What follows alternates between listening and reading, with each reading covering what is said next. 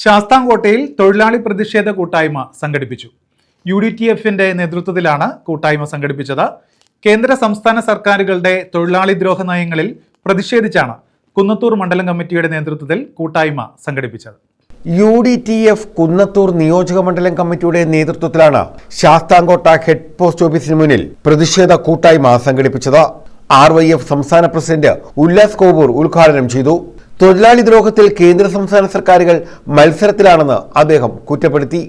അസംഘടിത മേഖലയിലുള്ള ലക്ഷക്കണക്കിന് കോടിക്കണക്കിന് തൊഴിലാളികൾ ജീവിക്കുവാനായി പെടാപ്പാടുപെടുന്നു. അതിനിടയിലേക്കാണ് ഈ ലേബർ കോഡുകൾ പോലെയുള്ള കരിനിയമങ്ങൾ കടന്നു വന്നുകൊണ്ട് ഈ രാജ്യത്തെ സാധാരണക്കാരെയും ഇടത്തട്ടുകാരെയും പാവപ്പെട്ടവരെയും അവരുടെ ജീവിത സാഹചര്യങ്ങളെ കൂടുതൽ ദുരിതപൂർവമായ അവസ്ഥയിലേക്ക് തള്ളിയിടുവാൻ ഭരണകൂടങ്ങൾ മത്സരിക്കുന്നു. ഇവിടെ 2 ബഡ്ജറ്റുകൾ കഴിഞ്ഞു.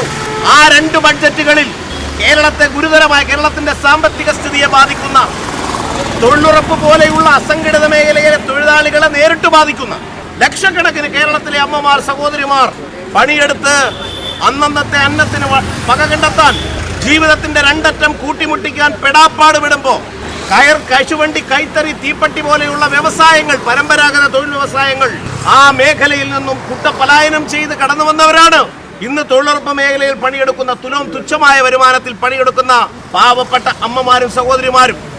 ഫെബ്രുവരി 12 ദേശീയ പണിമുടക്കിന് ഐക്യദാർഢ്യം പ്രഖ്യാപിച്ചാണ് UDTF-ന്റെ നേതൃത്വത്തിൽ പ്രതിഷേധ കൂട്ടായ്മ സംഘടിപ്പിച്ചത്. News bureau, Sasthamkotta.